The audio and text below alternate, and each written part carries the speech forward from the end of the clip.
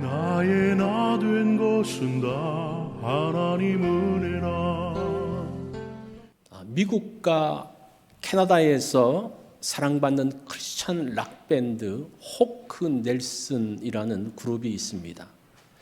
이 그룹의 리더싱어인 조나단 스테인가드가 올해 2020년 5월에 자기는 더 이상 예수 믿지 않겠다는 선언을 합니다. 이 그룹은 가스펠송 음반을 발매하면 한 40만 장에서 50만 장 정도 팔리는 굉장히 유명한 그룹입니다. 그리고 2009년에는 그래미상 후보로 오르기도 한 그런 그룹이었죠. 이 조나단은 목회자의 자녀로서 기독교 신앙과 삶을 배우면서 성장했습니다. 그리고 꾸준히 성경 말씀을 읽고 묵상하는 삶을 살았습니다. 그러던 그가 더 이상 하나님을 믿지 않겠다는 선언을 했습니다. 자, 그 이유는 그의 인스타그램 팔로워 중에 하나가 이런 고민을 상담했습니다. 나를 성폭력 당하도록 내버려 두신 하나님을 어떻게 믿을 수 있나요? 라는 질문을 올렸습니다. 이 조나단이 거기에 대해서 어떤 대답을 했는가 하니, 나도 아버지인데 나는 결코 내 자녀들에게 불행한 일이 일어나지 않도록 보호할 것이다. 하나님은 자신의 자녀에게 절대 불행한 일이 일어나지 않도록 하셔야 합니다. 그렇기 때문에 불행한 일을 허락하신 하나님을 믿을 수 없다라고 하면서 이제 더 이상 예수 믿지 않겠다는 이야기를 했습니다. 이 조나단이 이런 선언을 하기 전에 그 친구들에게도 같은 고민을 나누었습니다. 그냥 함부로 할 수 없기 때문에. 그러면서 자기의 이런 고민을 말하니까 그 그룹들에 있는 사람들 역시 자기들도 그런 고민을 한다는 거예요. 그렇지만 하나님을 믿지 않는다는 선언을 하면 교회에서 자신들이 더 이상 사역을 할 수 없게 되어지고, 그로 인해서 생계에 어려움 당할까 봐 두려워서 겉으로 드러낼 수 없다는 이야기를 했습니다. 한국에서 이야기입니다. 어떤 권사님이 기도원에 가서 이제 기도하고 돌아오시다가 교통사고가 났습니다. 뺑소니 사고가 나서 그 권사님이 돌아가셨습니다. 목사님이 이제 위로 예배를 드리기 위해서 갔을 때 그 아들이 이렇게 이야기합니다. 목사님, 하나님이 살아계신다면 어떻게 이런 일이 있을 수 있나요? 목사님 관여하지 마십시오. 그냥 우리 가족끼리 하겠습니다. 그런 이야기를 했다는 이런 고민들이 있죠. 혹시 우리가 어려움 당할 때 문득문득 이런 생각이 들지는 않습니까? 과연 하나님이 우리를 지키시는가? 지키신다고 하는데 우리가 당하는 이 어려움은 도대체 무엇인가에 대한 그 고민들이 문득 들 때가 있습니다. 사실은 이런 고민들은 그 홀로코스트 때 굉장히 많이 일어났던 그런 고민들입니다. 어쨌든 지금 역시 이런 고민 가운데 있는 사람들, 젊은이들이, 특별히 젊은이들이 있는 것을 봅니다. 자, 오늘 본문의 말씀은 예수님이 십자가에 달리시기 전날 있었던 이야기입니다. 예수님이 십자가에 달리시면서 예수 공동체는 여지없이 무너지죠. 제자들이 어떻게 될 것을 예수님이 아시고 오늘 본문의 말씀을 하시는 거예요. 오늘 본문이 언제 하시는 말씀입니까? 예수님이 십자가에 달리시기 전날 하시는 말씀입니다. 자, 예수님께서 떠나실 것을 말씀하시면서 27절에 보면 너희는 마음에 근심하지도 말고 두려워하지도 말라는 말씀을 합니다. 이게 무슨 말씀입니까? 지금 제자들이 근심할 수 있고 두려워할 수 있다는 것을 전제로 하시는 말씀입니다. 실제 예수님이 십자가에 달려 죽으시고 난 다음에 제자들은 충격을 받고 다 도망을 했죠. 이것을 아시고 예수님은 마음에 근심하지도 말고 두려워하시지도 말라고 하십니다. 왜요? 성령님이 오시기 때문이라는 겁니다. 성령님이 너희와 함께 계시기 때문에 근심할 필요도 없고 두려워할 이유도 없다라고 말합니다. 자, 문제와 아픔, 고통 가운데 길을 잃은 우리에게 하나님은 성령님을 보내주십니다. 중요한 것은 우리의 문제를 없애거나 우리의 나쁜 환경을 제거하지 않으신다는 거예요. 그렇게 하면 좋은데 예수님 자신도 그렇게 하지 않으셨습니다. 그 억울한 상황을 해소하지 않으셨어요. 그냥 그것들을 다 받아들이고 있습니다. 그로 인해서 우리는 문제에 함몰되고 상처받고 고통 가운데 들어갈 수 있음에도 불구하고 왜 그것을 허용하셨을까요? 자, 여러분 보세요. 우리가 살 때에 아무 문제 없이 잘 살고 잘 되는 사람이 신앙생활을 잘하는 사람일까요? 아니면 고통과 어려움 속에서도 믿음을 지키는 사람이 신앙생활 잘하는 걸까요?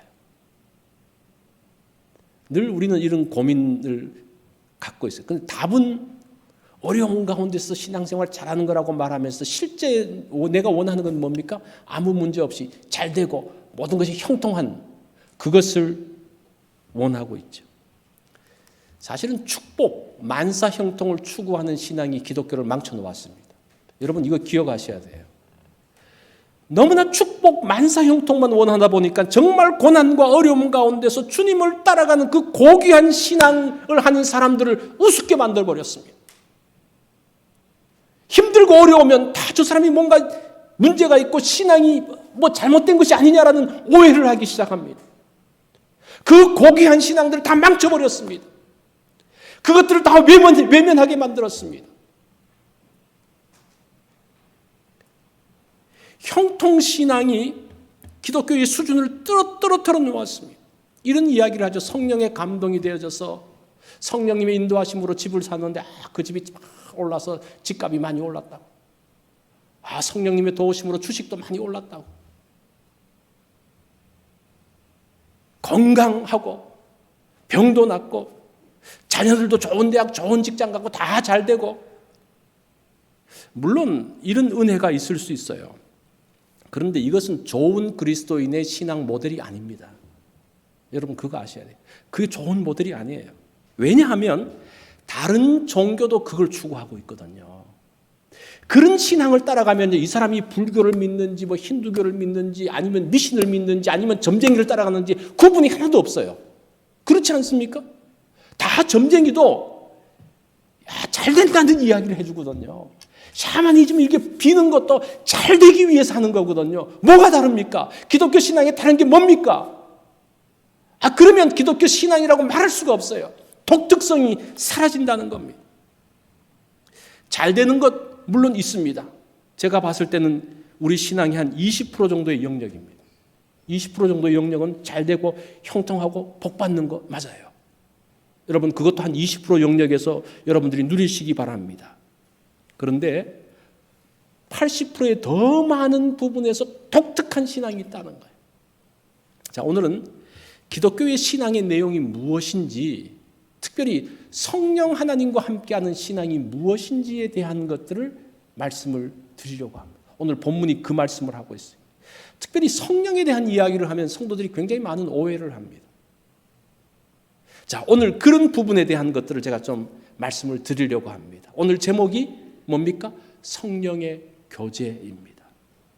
성령님과 함께하며 사는 것이 어떤 것인지를 살펴보겠습니다. 제가 미리 결론을 말씀드리면요, 성령님에 대해서 두 가지로 말씀드려요. 크게 자세하게는 많지만 두 가지인데, 첫 번째는 성령님은 진리의 영이시고 두 번째는 평안을 주시는 분. 그 두 가지로 제가 설명을 드리겠습니다. 자, 성령님이 어떤 분이신가? 17절에 보니까 그는 진리의 영이라고 말씀합니다. 26절은 좀 더 자세하게 설명하는데 우리 다 같이 한번 읽어볼까요? 26절 시작. 보혜사 곧 하나님께서 내 이름으로 보내실 성령 그가 너희에게 모든 것을 가르치고 내가 너희에게 말한 모든 것을 생각나게 하리라고 합니다. 자, 성령은 모든 것, 진리를 가르치시는 분입니다. 예수님께서 너희에게 말씀하시는 것을 생각나게 하시는 분이라고 합니다.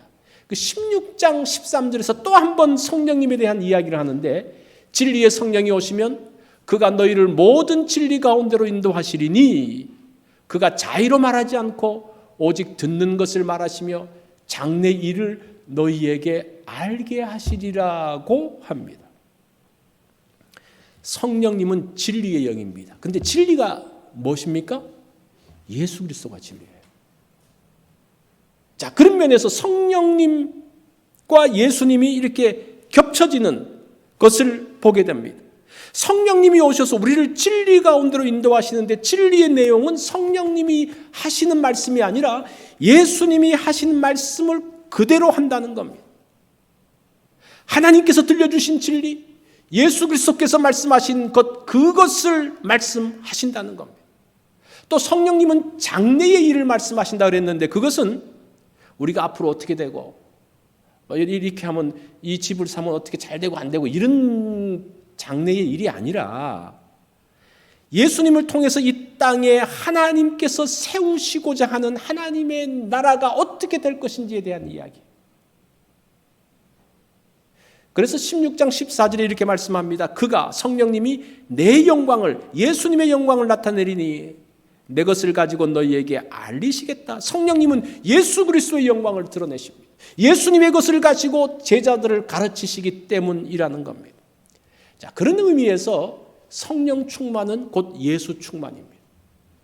우리가 이제 교회 내에서 보면요, 예수님을 따라가는 사람이 있고 성령님을 따라가는 사람이 나눠지는 것 같아요. 그거 아니라는 거예요. 예수님을 따라가는 사람은 성령님을 따라가는 사람이고, 성령님을 따라가는 사람은 예수님의 진리의 말씀을 따라가는 사람. 이것이 같아져야 한다는 겁니다. 어떤 사람은 기도하면서 예수님, 예수님 그러면서 기도하고 어떤 사람은 성령님, 성령님 그러면서 기도하고 있어요. 어떻게 해야 됩니까? 물론 성부, 성자, 성령님이 다 한 하나님이기 때문에 어떤 것을 불러도 좋지만 우리가 성경에서 가르치는 기도의 법칙이 있어요. 누구에게 기도하라고 합니까? 마태복음 6장 9절에 보면 예수님이 기도를 가르칠 때 하늘에 계신 하나님 아버지께 기도하라고 했어요. 그죠? 그래서 우리가 하나님께 기도하는 겁니다. 그런데 기도를 누구 이름으로 합니까? 예수님 이름으로 해요. 그러니까 예수님께 기도할 수도 있죠. 또 성령님은 우리의 연약함을 도우시면서 말할 수 없는 탄식으로 우리를 도우신다라고 합니다. 그래서 우리가 성령님의 이름을 부르면서 해도 괜찮아요. 그렇지만 그 원칙들을 보면서 기도하면 우리가 성경에서부터 어긋나지 않을 수 있다는 겁니다. 사실 기도는 성부, 성자, 성령 하나님께 함께 하시는 하나님께 하기 때문입니다. 그래서 이 삼위라는 그 말이 물론 여러 가지 설명이 있지만 삼위 하나님이 함께 하신다, 교제하신다라는 것은 굉장히 중요한 의미예요. 이것은 우리 신앙에도 굉장히 중요한 의미입니다. 하나님이 지금 세 분으로서 함께 움직이시는 분인데 우리가 함께 협력하고 함께 의논하고 함께 교제하고 이거 안 되면 삼위일체 하나님을 올바로 믿는 거라고 할 수가 없어요. 내 것만 주장하는 사람은 그 사람은 바른 신앙의 사람, 거기서부터 걸리는 거예요. 삼위일체 하나님의 속성 자체가 연합인데 연합 자체가 무너진다는 것은 그거는 과연 우리의 신앙이 바른 삼위일체 하나님을 믿는 것일까에 대한 의문을 가져봐야 한다는 겁니다. 자, 제자들에게 진리의 영이신 성령님이 임하면서 어떤 일이 벌어집니까? 예수님께서 말씀하신 진리의 성령이 오셨습니다. 그러면서 제자들의 눈이 열려지기 시작합니다. 이전에는 예수님의 말을 들어도 잘 이해를 못했어요. 예수님 어디 가십니까? 이렇게 묻고 하나님을 보여주세요. 이게 무슨 말인지 모르잖아요. 그런데 성령님이 그 가운데 임하니까 베드로의 설교를 보면요, 구약에 있는 시편과 요엘서를 쫙 연결시키면서 예수 그리스도를 증거하는데 놀라운 메시지가 나오는 겁니다. 그 전에부터 알고 있었는데 그 말씀이 어떻게 연결되는지 몰랐어요. 그런데 진리의 영이 오시면서 그 예수 그리스도를 중심으로 시편과 요엘서와 그 모든 성경들이 연결되어지고 그러면서 뭐라고 이야기합니까? 너희가 십자가에 못 박은 이 예수를 하나님이 주와 그리스도가 되게 하셨다라고 구약을 통해서 말씀을 하고 있습니다. 그러면서 예수님께서 왜 십자가에 달리신지에 대한 것들을 이해하기 시작합니다.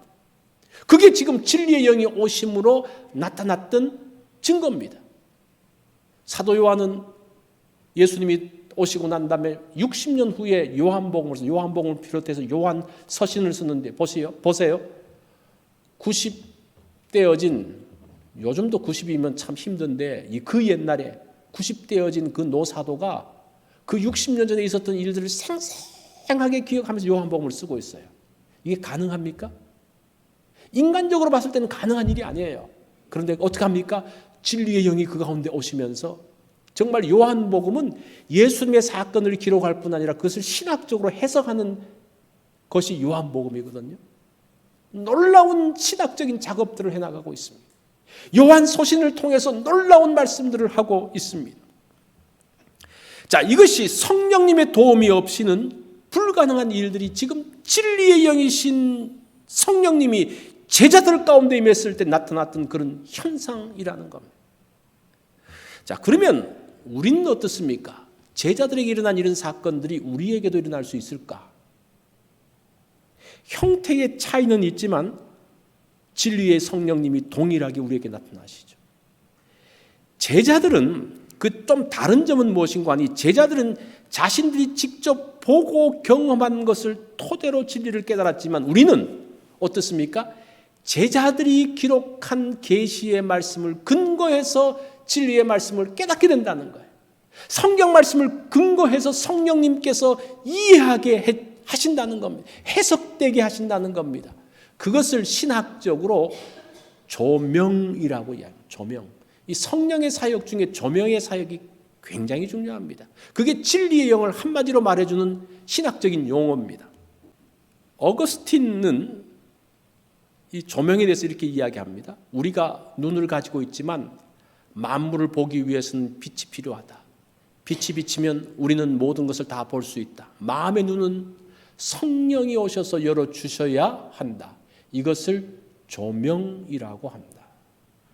이 조명은 그거예요. 무대에서 올라가면 처음에는 무대가 캄캄하잖아요. 근데 조명이 쫙 비치기 시작하면 그때부터 무대의 그 모든 것들이 보이기 시작합니다. 그게 조명이에요. 간단하게 말하면. 그것처럼 그것들을 볼 수 있도록 빛을 주시는 분이 누구라는 겁니까? 진리의 성령님이라는 것. 이 칼빈은 이렇게 이야기합니다. 이 칼빈이 우리가 이번에 성경 공부할 때 장로교의 이 조상이라고 할 정도로 유명한 분이. 사실 이 칼빈은 신학적인 부분뿐만 아니라 오늘날 근대 정치의 모든 모습의 기틀을 만들었던 분이 칼빈이라고 말할 수가 있어요. 이 성경의 원리 가운데서. 자, 칼빈은 이렇게 이야기합니다. 우리가 한번 성령의 손에 의해 끌려서 하나님 말씀 앞에 나가게 되면 우리의 지성과 마음은 높은 경지로 들려 올라간다.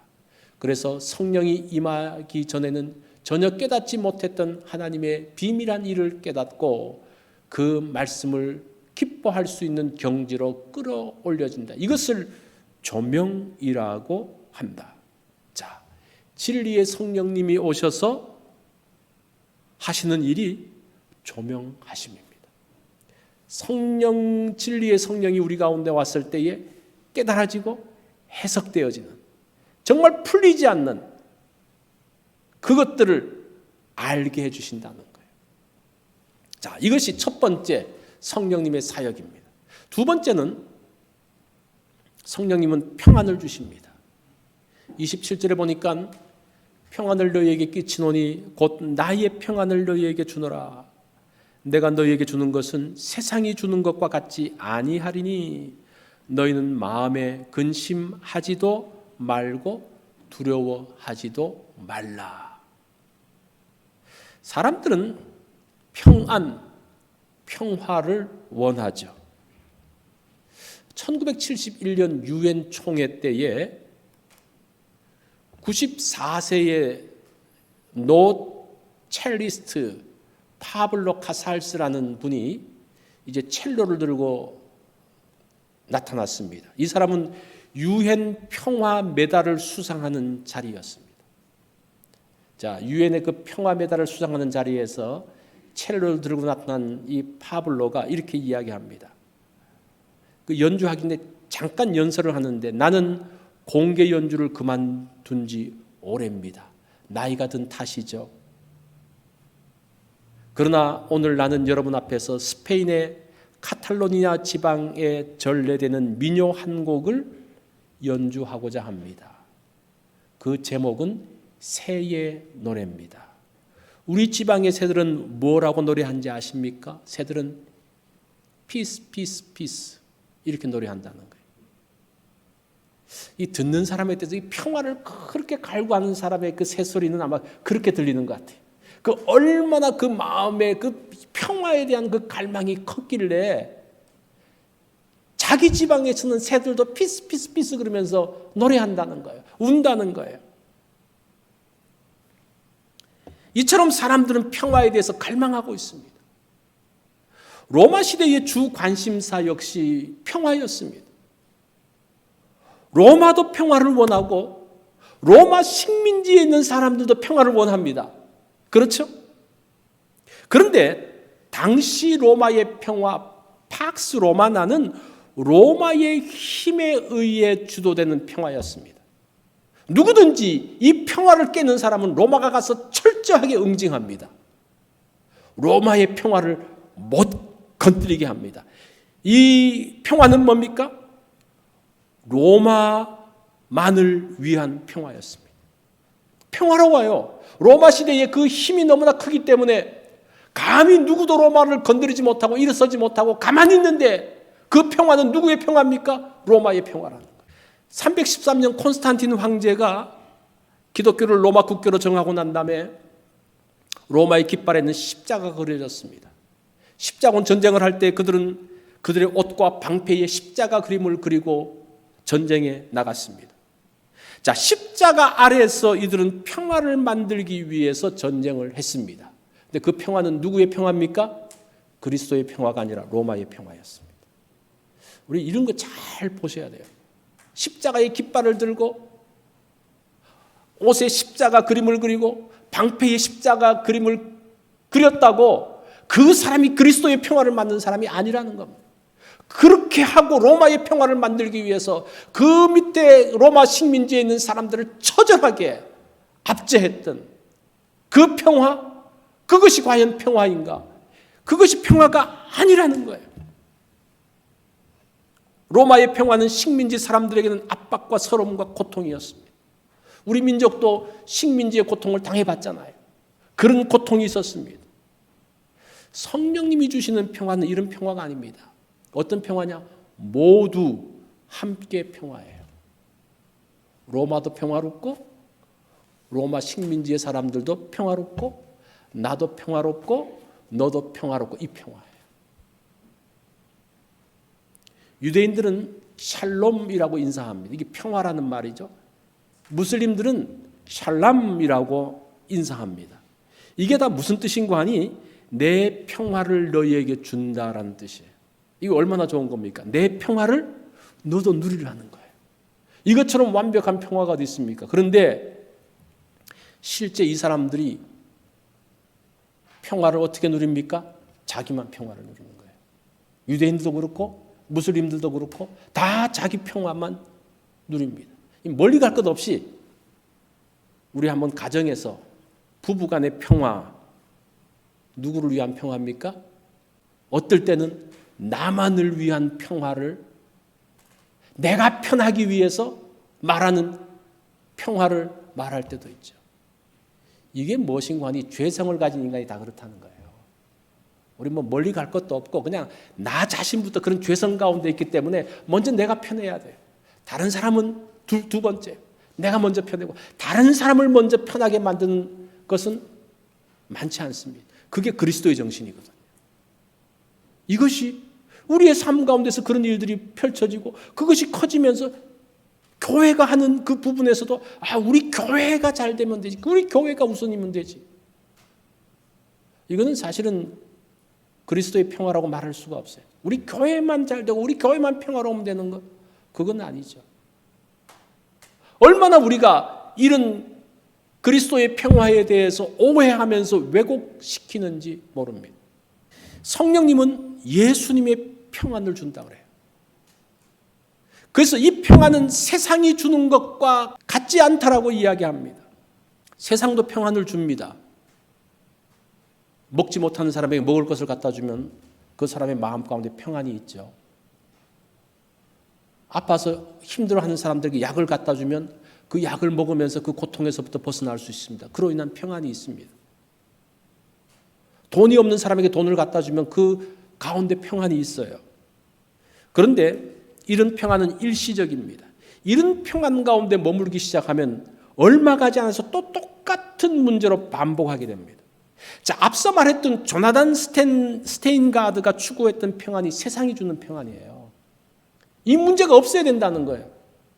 그런데 이 사람의 결정적인 잘못이 무엇인가 하니 이 세상은 죄 많은 세상인데 이 세상을 이 사람은 천국으로 생각하고 있었어요. 지금 자기가 이 세상 살면서 천국에서 산다고, 천국에서는 그런 게 없죠. 하나님께서 완벽하게 보여주시죠. 그런데 이 세상은 어떤 세상이에요? 죄 많은 세상이에요. 내가 억울하게 그 일들을 당할 수 있어요. 그 많은 전쟁, 내가 전쟁을 일으켰습니까? 그런데 왜 피해는 각 개인이 봅니까? 이게 지금 이 세상 자체가 죄성 가운데 있다는 거예요. 그 죄성 가운데서 내가 다치지 않고, 그거는 뭔가 근본적으로 좀 잘, 어쨌든 제가 이렇게 말하면 안 되겠지만 잘 이해가 좀 안 되는, 하나님이 주시는 평안은, 주님이 주시는 평안은 문제가 있어요.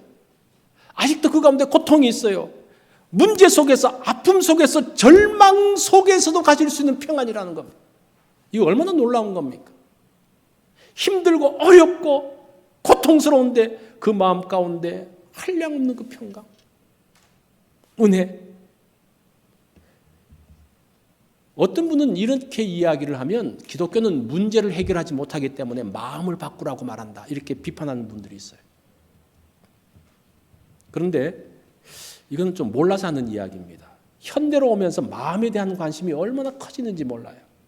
현대 사회의 흐름이 심리학적으로 흘러가고 있습니다. 여러분 그거 아시죠?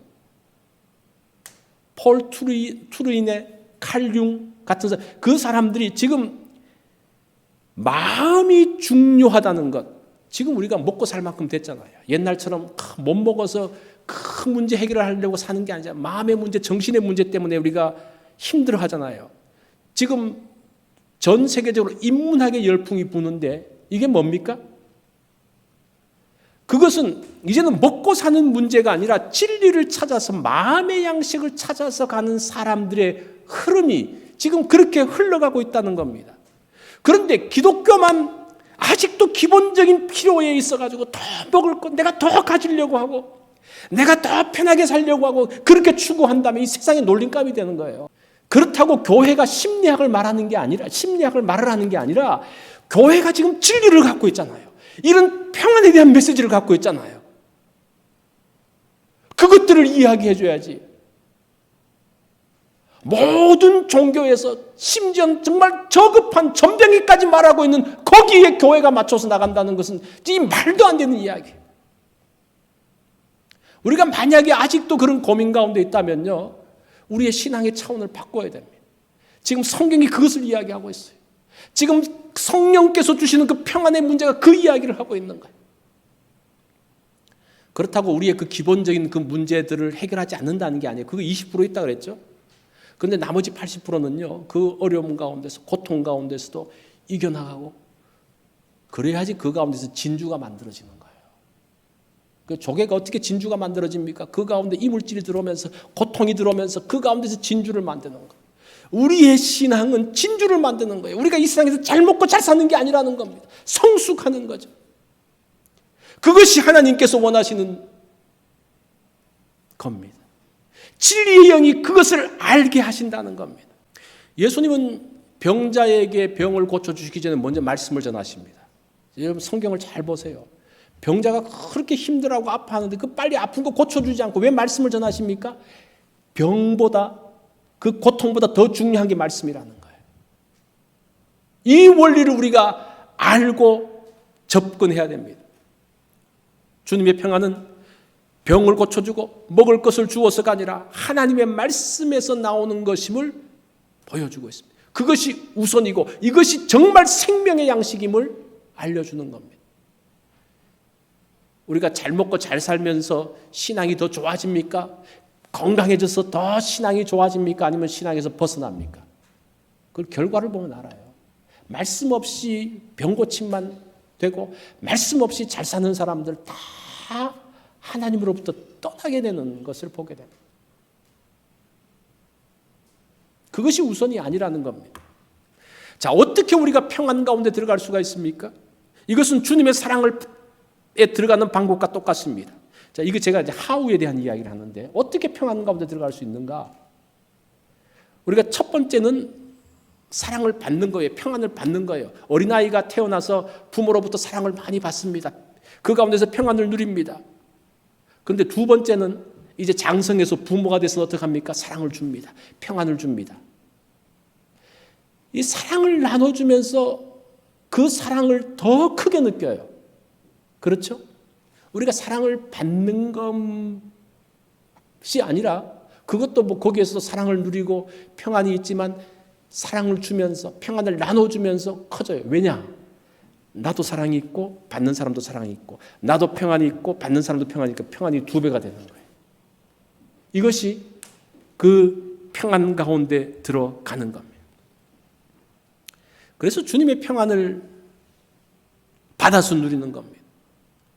거기서 그치지 않고 나의 평안을 나누어 주는 겁니다.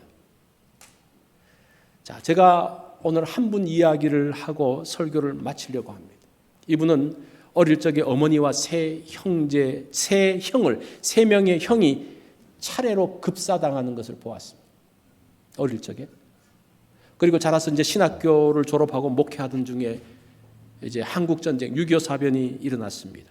이제 이 전쟁이 벌어지니까 자기 고향인 신안군 지도섬으로 피신을 갔습니다. 그곳에 갔는데 그곳에 이미 지역 공산당원들이 있었습니다. 그곳에서 자기 아버지와 아내를 잃었습니다. 그리고 자기도 공산당에 의해서 몇 번 죽을 고비를 넘겼습니다. 그 후에는 이제 성장하고 난 다음에 자신의 동생, 고등학교 교감으로 있던 동생이 34명의 자식을 두고 간암으로 죽는 슬픔을 겪었습니다. 이제 그 아이들을 이분이 거둔 거예요. 뿐만 아니라 자기의 딸 역시 그 이름이 신희인데 딸 역시 위암으로 죽으면서 어린 두 딸을 그 아버지에게 맡겼습니다. 그의 집은 가족이 죽으면서 남겨준 유자녀들로 인해서 마치 고아원처럼 되어졌습니다. 어느 것 하나 성한 것이 없는 너무나 비참한 현실이었습니다. 이 사람은 믿음을 지켰습니다. 그리고 이런 고백을 했습니다. 나는 정신착랑 증세에 빠진 것처럼 현기증이 심하고 내 마음은 슬픔뿐이고 미래는 안개처럼 불확실하고 불안했다. 그러나 나는 주님만 바라볼 것이다. 과거는 아무리 힘겹고 서러워도 내일과 미래는 때묻지 않은 순수한 백지와 같은 무한한 잠재적 가능성이 열려있다. 주님과 호흡하며 살자. 주님께서 주시는 깊은 위로와 감사와 찬송과 평안으로 살자.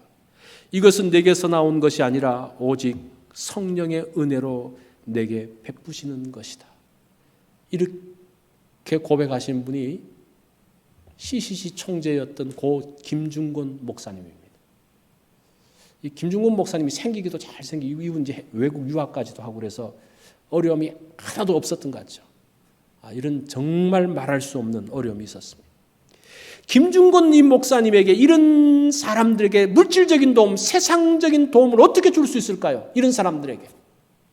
그 도움이 어느 정도 위로가 되었을까요?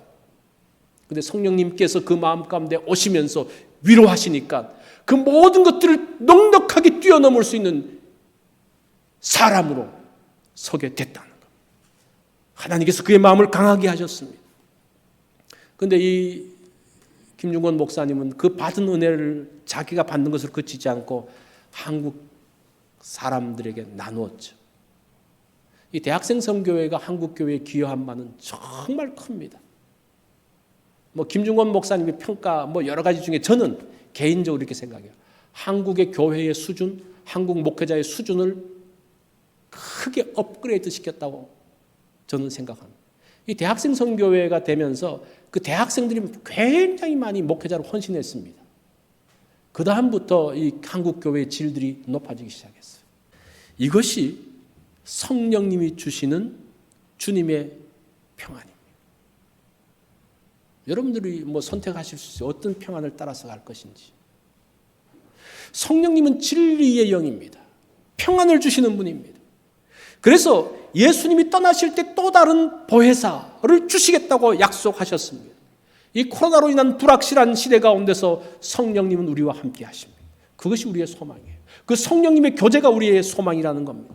우리를 둘러싸고 있는 근심과 두려움에서 성령님과의 교제가 우리를 승리하게 합니다. 다른 것이 아니라 성령님과 교제하면서 그 진리의 영, 성령님을 통해서 주시는 주님의 평안 가운데 들어갈 때 우리는 넉넉하게 승리하는 그리스도인이 됩니다. 우리 다 같이 기도하겠습니다. 나의 나 된 것은 다 하나님 은혜라.